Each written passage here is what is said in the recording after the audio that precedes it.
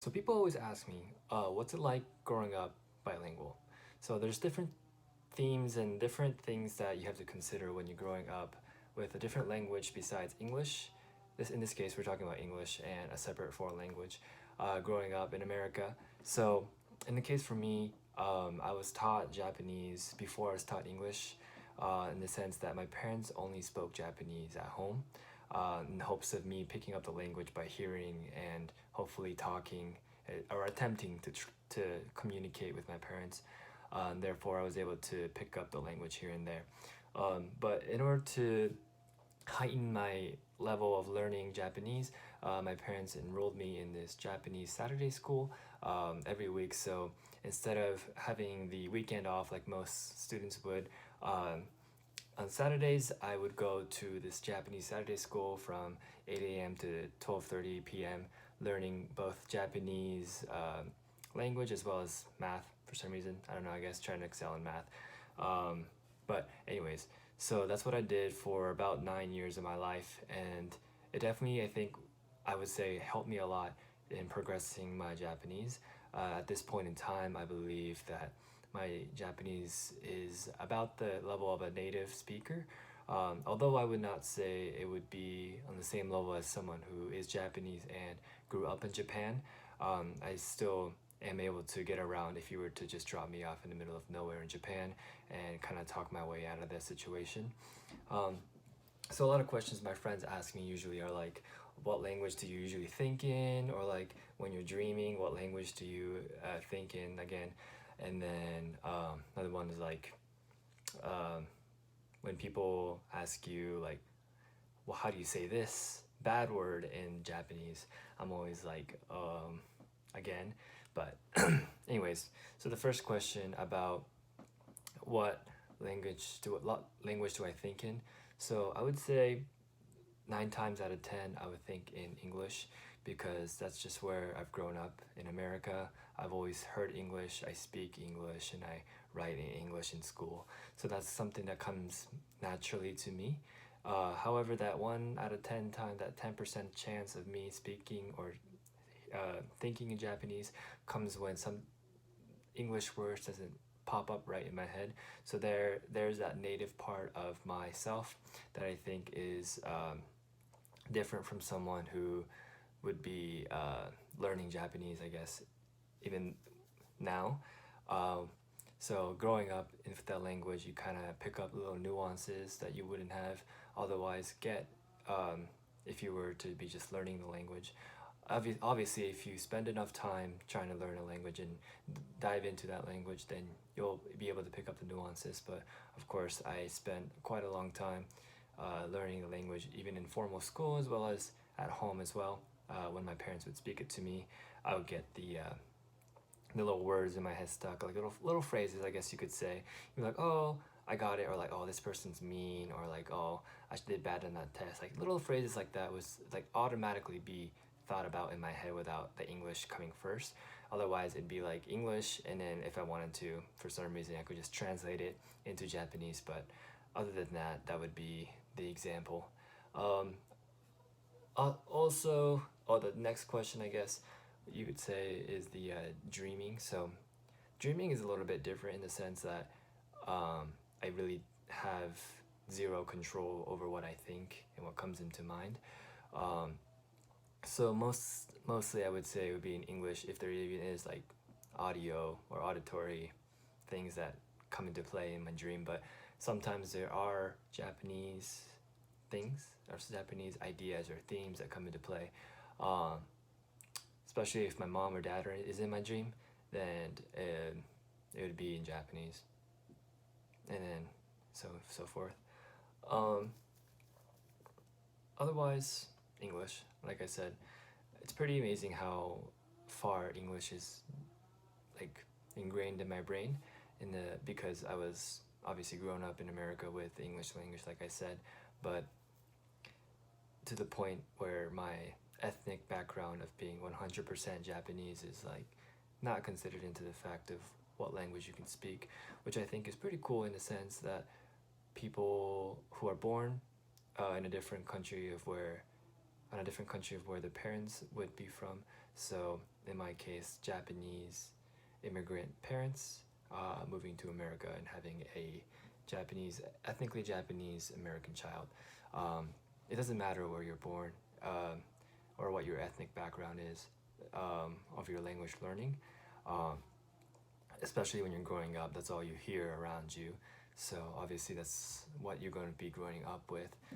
So I think that's pretty interesting in that sense. Other things. Okay, so the question about how to say bad words in Japanese is an age-old problem that I've been dealing with since elementary school, or when people realized that I was not white and can also speak a different language that was not English. I think that's, I mean, not anymore. People don't ask me that anymore, but like occasionally I'll be like, oh, how do you say in Japanese? I'll be like, you're gonna have to look that up. Because I feel like in Japanese, there's not really a system of words that are considered bad. Obviously, there's plenty of ways to offend someone in Japanese, or in Japan, I guess.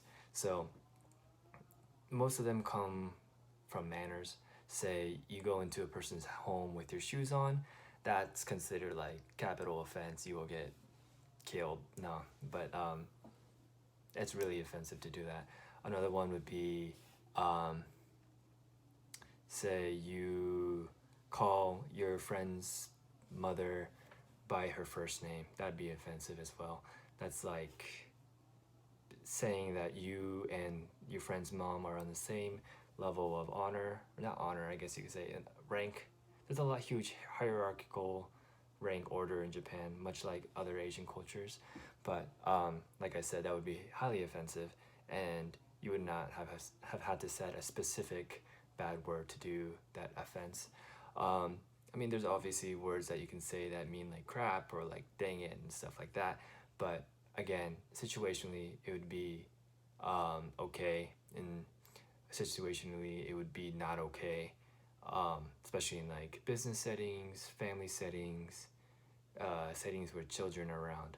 In that sense, it's like similar to a bad word, but other than that, there's not really a whole stigma, I guess you could say, around Japanese bad words. I think it's kind of related to how Japanese culture and history lines up with more Buddhism and Shintoism rather than what's that, Christian ideals. Like in Christianity, especially in like Puritan culture, it was all about staying pure to God and following the commandments and not tainting yourself with sin and what Satan would do and stuff like that. Excuse my ignorance of Christian faith, but that's what my whole ideal knowledge is ingrained in my head. Pure. But like I said, they weren't really words that like were considered like unfaithful, sacrilegious, stuff like that in Japan, because the system of religion in Japan isn't really religion per se. It's more honoring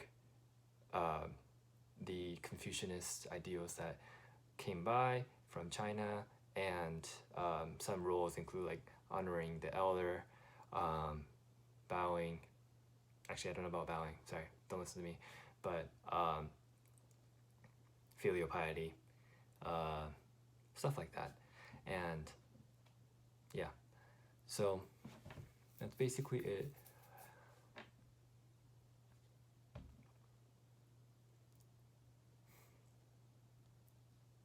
I mean, there are other aspects of living in America, being bilingual, especially where I am now.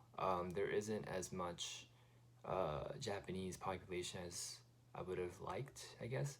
I'm in college now, but the place where I am staying, or the area that I am in, has like a Japanese community. However, they're like third, fourth, or even fifth generation Japanese. So that means that their great-grandparents, great-great-grandparents came from Japan and are the immigrants, and they're pretty, I guess you could say, assimilated into the culture of America. So a lot of them don't speak the language, which I think is a little bit disappointing from my perspective as someone who wants to speak Japanese, and I don't have that many opportunities to do so.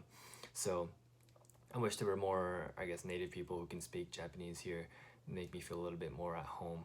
But however, there are other Asian people here, like Korean people, Chinese people, in which I can relate to in a certain sense. But obviously, because we are of different ethnicities, we come from different cultures and have different values. Though they may be similar, it's a little bit different, and that little bit of difference is the crucial part that makes you feel most at home and peace. Um, but overall, I think growing up here for most of my life has allowed me to identify as a Japanese American and not just solely American or solely Japanese.